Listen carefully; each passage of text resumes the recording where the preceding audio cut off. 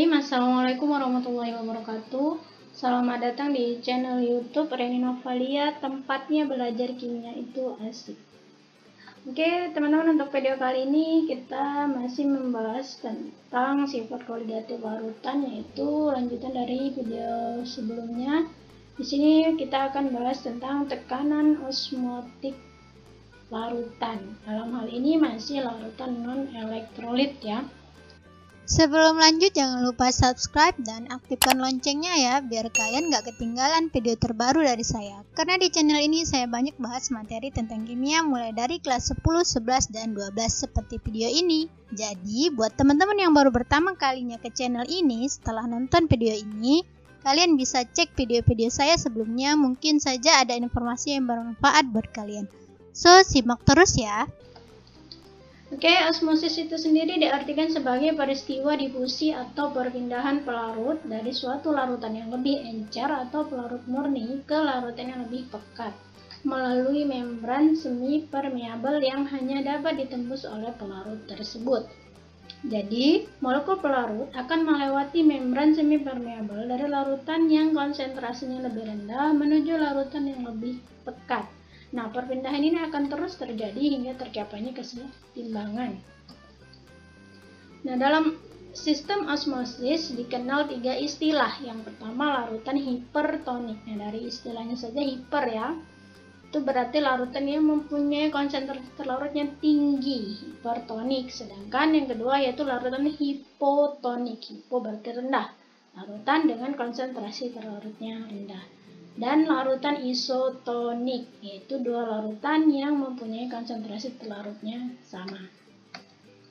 Nah, dalam proses osmosis, molekul pelarut itu berpindah dari larutan yang konsentrasinya rendah menuju larutan yang lebih pekat. Itu berarti molekul pelarut berpindah dari larutan hipotonik ke larutan hipertonik.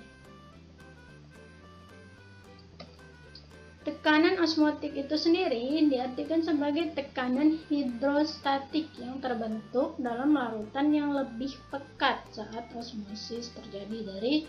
Jadi tekanan osmotik itu terjadi pada larutan yang lebih pekat ya saat terjadinya proses osmosis. Tekanan hidrostatik itu adalah tekanan yang diakibatkan oleh gaya yang ada pada zat cair terhadap suatu lawas bidang tekan pada kedalaman tertentu. Tekanan osmotik itu akan mempertahankan kesetimbangan osmosis antara suatu larutan dalam pelarut murninya yang dipisahkan oleh membran semipermeabel. Atau dengan kata lain, tekanan osmotik ini diperlukan untuk menghentikan osmosis. Jadi supaya proses osmosis itu tidak terus-terusan terjadi, sehingga diperlukan adanya tekanan osmotik untuk mempertahankan keseimbangan osmosis. Oke, proses terjadinya osmosis itu sendiri teman-teman bisa lihat di sini ada 3 gambar ya, gambar A, B, C, di mana di sini keterangannya keadaan awalnya seperti ini. A itu adalah air murni, ini ya. Lalu B itu larutan ya, hanya segini larutannya dalam sebuah tabung silinder. Lalu dipisahkan oleh membran semipermeabel nih ya, membran semipermeabelnya. Ingat bahwa membran semipermeabel itu hanya bisa ditembus oleh zat murni, dalam hal ini air murni ya, larutnya. Nah, lalu kita lihat keadaan yang kedua, yang B. Setelah beberapa saat, ternyata terjadi peristiwa osmosis, ditandai dengan apa? Dengan meningkatnya volume larutan pada tabung B yang tadinya segini ya, pada gambar A, meningkat jadi segini. Nah, itu tanda bahwa telah terjadinya proses osmosis. Lalu kita lihat gambar yang C. Tekanan balik dibutuhkan untuk mencegah terjadinya proses osmosis. Jumlah tekanan balik yang dibutuhkan merupakan tekanan osmotik larutan. Jadi, untuk mengembalikan keadaan B menjadi keadaan awal seperti yang A, diperlukan sebuah tekanan yang besarnya sebesar tekanan osmotik. Atau lebih jelasnya akan saya jelaskan secara satu persatu ya. Di sini gambar yang A. Gambar A menggambarkan kondisi awal, kemudian karena konsentrasi larutan B lebih besar, ya, di sini murni tidak ada zat terlarut, sedangkan yang B itu ada zat terlarut, maka otomatis konsentrasi larutan B lebih besar, maka akan terjadi proses osmosis. Ingat, osmosis itu terjadi perpindahan dari yang konsentrasi rendah ke yang lebih tinggi, di mana air murni akan pindah ke larutan B melewati membran semi permeabel. Jadi zat murni, air murninya itu akan melewati membran semi permeabel, sehingga volume zat B akan meningkat. Nih, jadilah gambar yang B. Setelah beberapa lama kondisinya akan tampak seperti pada gambar B. Permukaan larutan B menjadi naik, yang tadinya di sini jadi di sini. Sedangkan permukaan air murni turun. Nah, proses osmosis ini terus terjadi dan baru berhenti ketika air murni dan larutan B mencapai kesetimbangan osmotik. Nah, jadi proses osmosis akan terus terjadi hingga tercapainya kesetimbangan osmotik. Namun, kondisi pada gambar B bisa dikembalikan ke keadaan awal seperti gambar A. Caranya adalah dengan memberikan tekanan luar yang besarnya sama dengan tekanan osmotiknya. Jadi, seperti yang saya jelaskan tadi, bahwa untuk mengembalikan kondisi awal dari B menjadi A, kita perlu memberikannya sebuah tekanan dari luar yang besarnya sebesar tekanan osmotik, sehingga dia bisa kembali ke keadaan awal. Lalu bagaimana menghitung besarnya tekanan osmotik yang diperlukan? Nah, di sini untuk menghitung tekanan osmotiknya, tekanan osmotik itu sendiri dilambangkan dengan tanda P. Nah, nilai P dari suatu larutan dapat dihitung menggunakan persamaan Van Hoff seperti berikut. Nah, di mana di sini ada 3 rumus ya untuk menghitung tekanan osmotik. Kapan rumus ini yang digunakan, kapan rumus yang kedua digunakan, kapan rumus ketiga yang digunakan, itu tergantung bentuk soalnya. Jadi apa yang diketahui di soal, itulah yang bisa kita cermati dan kita tentukan rumus mana yang harus kita gunakan. Nah, jadi rumusnya ada 3, yaitu P, V sama dengan nRT, atau P sama dengan N per V dikali RT, atau P sama dengan mRT, di mana keterangannya V itu volume, N itu mol, R itu tetapan kesetimbangan gas ideal, T itu suhu, ya. Sedangkan kalau M di sini itu molaritas. Jadi M itu kalau di soal belum ada molaritasnya, berarti kita perlu cari dulu dengan menggunakan rumus mol dibagi V atau volume. Nah, ya, jadi rumus umum tekanan osmotik itu adalah mRT. Jadi tapi keadaannya menyesuaikan, kalau konsentrasinya belum ada kita cari dulu menggunakan rumus mol per V. Di mana keterangannya tadi sudah saya jelaskan, P itu tekanan osmotik, satuannya adalah atmosfer atau Pascal. Lalu M itu konsentrasi larutan, satuannya mol per liter. Lalu V itu volume larutan, satuannya liter atau desimeter kubik ya. Sedangkan N itu mol zat terlarut, satuannya mol. R tetapan kesetimbangan gas yang nilainya 0,082 liter atm per mol Kelvin atau 8,314 meter kubik Pascal per mol Kelvin. Jadi kapan kita menggunakan 0,082 dan kapan kita menggunakan 8,314? Ketika tekanan osmotik di sini ya, lihat ya. Jadi kalau satuan volumenya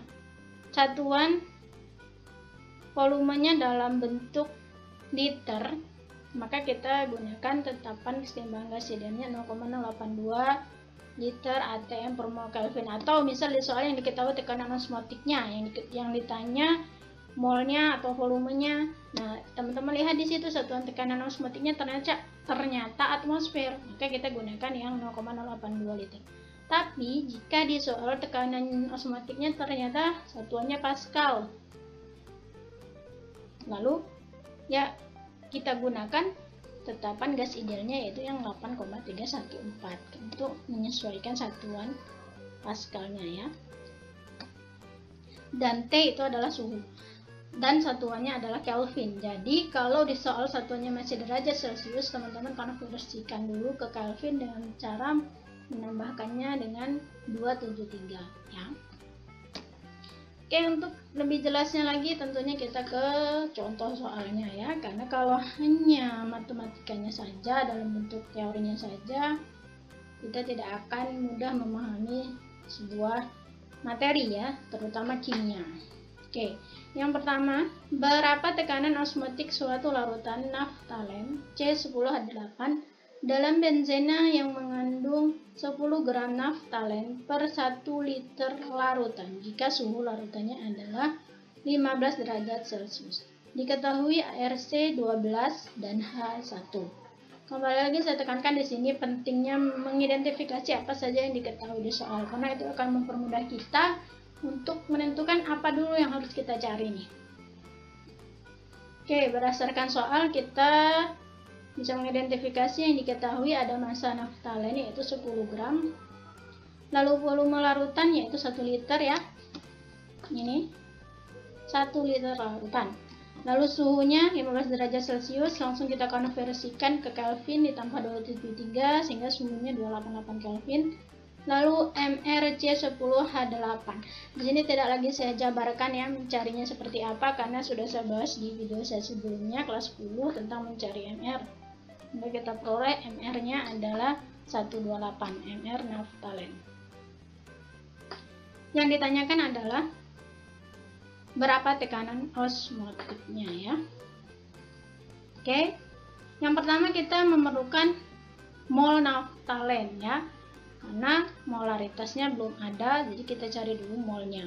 Molnya juga belum ada, jadi kita cari dulu dengan cara membagi massa naftalen dan MR naftalen.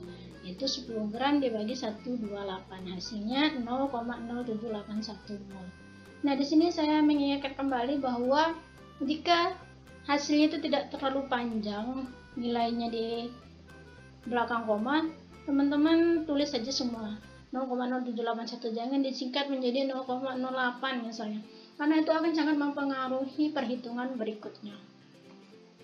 Oke, baru kita bisa mencari molaritas naftalen, itu yang akan kita gunakan untuk menghitung tekanan osmotik nantinya, yaitu mol dibagi volume. Molnya yang kita peroleh tadi yaitu 0,0781 dibagi volumenya yaitu 1 liter, sehingga hasilnya 0,0781 mol per liter. Sehingga T atau tekanan osmotiknya adalah MRT, yaitu molaritasnya 0,0781 mol per liter. Nah, di sini karena mol per liter ya, sudah dalam bentuk mol per liter molaritasnya, lalu suhunya Kelvin. Nanti kita bisa gunakan satuan tetapan gas ideal yang nilainya 0,082 liter ATM ya. Sehingga hasilnya yaitu 1,844 atmosfer.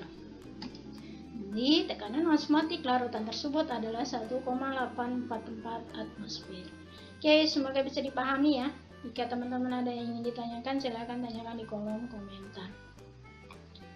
Selanjutnya akan saya berikan lagi contoh yang kedua. Di sini contoh soalnya berbeda ya. Jadi di sini tipenya langsung. Tentukan tekanan osmotik larutan glukosa 0,03 m pada suhu 29 derajat Celcius. Nah, jadi di sini molaritasnya sudah ada. Jadi teman-teman tidak perlu mencari molnya dulu, tidak perlu mencari molaritasnya dulu karena dia sudah ada di soal. Nah, kembali kita identifikasi di soal sudah diketahui molaritasnya yaitu 0,03 molaritas. Nah, di sini teman-teman hanya perlu mengkonversi suhunya dari derajat Celcius menjadi Kelvin. 29 derajat Celcius ditambah 273, hasilnya 302 K. Nah, ditanya tekanan osmotik. Sehingga bisa kita hitung tekanan osmotiknya adalah 0,03 mol per liter kali 0,082 liter ATM per mol Kelvin dikali 302 Kelvin. Hasilnya 0,74 atmosfer. Sehingga dapat kita simpulkan bahwa tekanan osmotik larutan tersebut adalah 0,74 atmosfer. Tapi tipe soal seperti ini sangat jarang ya.